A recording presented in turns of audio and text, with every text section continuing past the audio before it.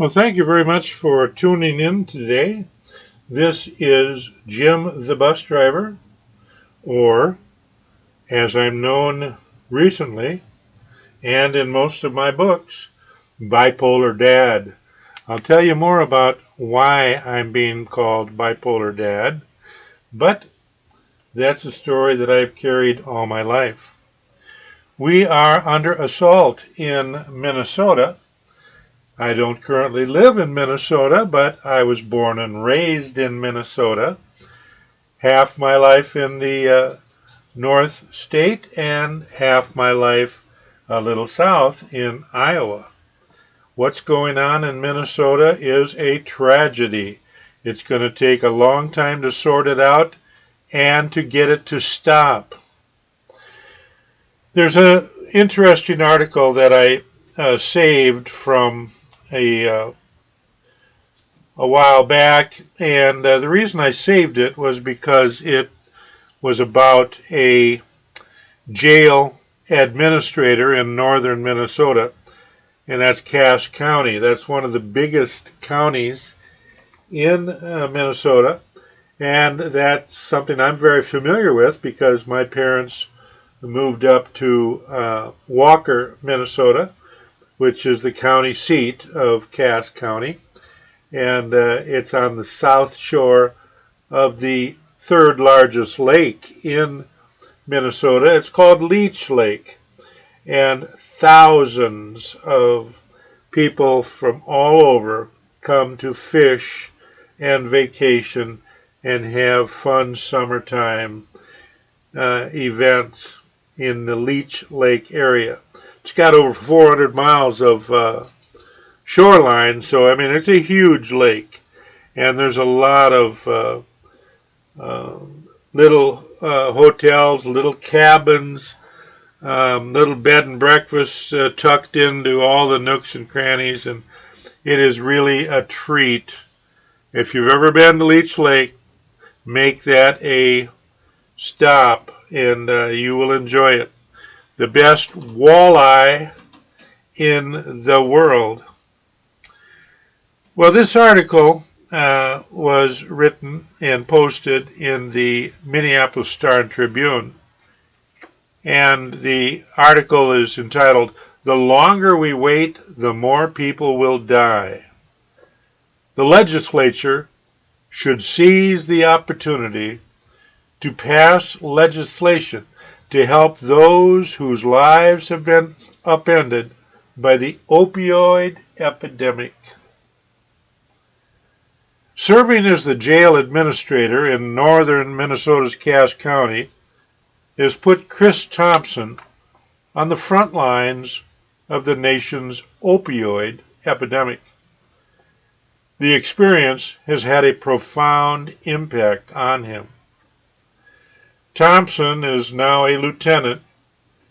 He started with the Cass County Sheriff's Office in 1997, moving to jail management in 2016. He's seen firsthand how many people now under his responsibility struggle with substance abuse disorder. Upwards of 65% at his facility, which was built to house 60 inmates and boards about 40 others elsewhere. One of the inmates affected, one of Thompson's former schoolmates, who later succumbed to this disease. Thompson's also seen how wretched withdrawal can be, particularly for fentanyl users. He describes it as having the flu, COVID, and food poisoning all at once, and then multiply that by 5 or 10. Before his jail management role, Thompson said he had a typical lock 'em up and throw away the key attitude. Now he's an eloquent advocate for a sensible new proposal from Governor Tim Walz's administration to improve substance abuse treatment for inmates nearing release. If thoughtfully implemented and utilized, the new program would allow counties to offer increased health care, chemical, and mental health treatment, and reentry services to those who need it, without exhausting local county funds.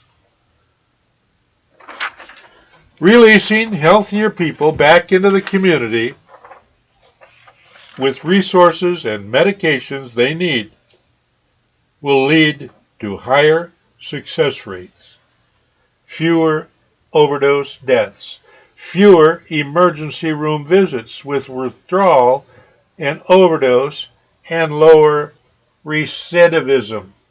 That's always a tough word, but that means keep coming back, keep going back. For Minnesota legislators, whose approval is both needed and merited to launch this pilot program, Thompson noted that substance abuse affects families on both sides of the political aisle. The longer we wait, the more people will die. Put the betterment of our communities first and foremost. Do the right thing for the right reason. It's hard to top Thompson's argument for the proposal, which is often referred to by an ungainly name, the 1115 Reentry Medicaid Waiver. The Minneapolis Star-Tribune editorial board would like to add its strong support for this compassionate, innovative effort to combat the opioid epidemic in Minnesota. The 1115 Reentry Medicaid Waiver. The only addition that they would like to make is to point out that the program would also draw down substantial federal dollars to cover its costs. The new program would be under the umbrella of the nation's Medicaid program, which provides free or low-cost medical coverage to the needy and is jointly funded by state and federal governments. If implemented, the waiver proposal would allow Medicaid to pay for a set of services up to 90 days prior to an inmate's release, including access to medicines for opioid use disorder and care coordination, giving that individual a strong foundation to transition from recovery ecosystem. That's according to information provided by the Waltz administration. Currently, a lamentable and long-standing federal policy known as the Medicaid Inmate Exclusion Policy prevents this critical safety net program from covering inmates' care in public institutions. That shifts these costs to other levels of government, particularly to counties that may struggle in areas with smaller tax bases to provide substance abuse medications, which have a vital role in preventing relapse. A 2021 study by Minnesota Management and Budget found that less than half of all jails in Minnesota provide access to these medications. Let me repeat that. The study found that less than half of all jails in Minnesota provide access to these medications. Fortunately, federal officials also have flexibility in administering the program, and do so by approving waivers to expand coverage and provide the resources to do so. With overdose deaths hitting a grim new national record, The national government is encouraging states to apply for a 1115 waiver to improve treatment for inmates immediately prior to their release. It's a smart public health strategy because so many people incarcerated struggle with this disease and are high risk of overdosing after a period of sobriety while behind bars. The generous financial assistance provided by the feds for this provides further incentive to act. Many of the capacity building and administrative dollars in this proposal come from a 90-10 federal match, making this a powerful lever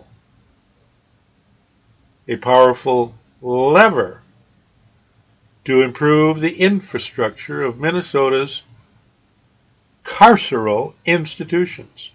Jeremy Drucker, the state's first director of the new Office of Addiction and Recovery, wrote in a letter to the Minnesota Senate Healthcare leadership,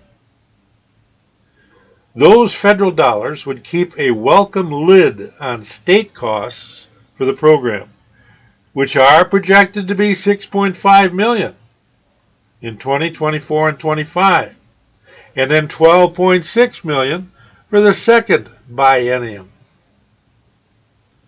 It's unfortunate that Drucker's letter had to be sent. Legislation to launch the program has made satisfactory progress in the State House, but as of last month, was not included in the Senate's Human Services Omnibus Bill, a key step for ultimate approval. That's an oversight that Senator John Hoffman, DFL from Champlin and chair of that chamber's Human Services Committee, should remedy swiftly. The waiver program has support from Minnesota counties and law enforcement around the state, with Hennepin County Sheriff Dewana Witt a prominent advocate.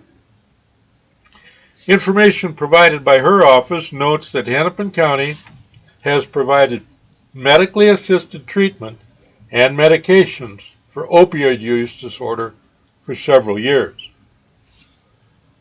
Witt's office also pointed to a national study showing that inmates with access to this treatment were significantly less likely to be re-incarcerated after 5 years. Witt, in an interview, sounded the same call to compassion as Cass County's Thompson. She urged legislators to approve the 1115 waiver program, saying that this is a chance to lead with humanity. That's a plea that should be heeded in the coming sessions. Law enforcement officials have ramped up their game to crack down on illegal behavior. Some agencies are using pickup trucks outfitted with cameras to give them a higher vantage point from which to peer into vehicles and catch drivers in the act. St. Paul police stopped 2 drivers twice in the same day for the infraction that comes with a $120 fine for the first offense and more than $300 for subsequent offenses. I'm just saying that we have got some serious problems no matter what direction we look. Drug overdose, drug abuse, it's running rampant in all 50 states. We need to do something about it. My name is Jim Stordahl. I use the hashtag Jim the Bus Driver, and I am also hashtag Bipolar Dad. I've got a website that has a lot more to say. It shows what I've been doing, where I've been going, what I look like, what I sound like. That website is www.jamesstordal.com. And you can also send me an email. at storedall.james@gmail.com. Let's keep in touch. You all have a good day.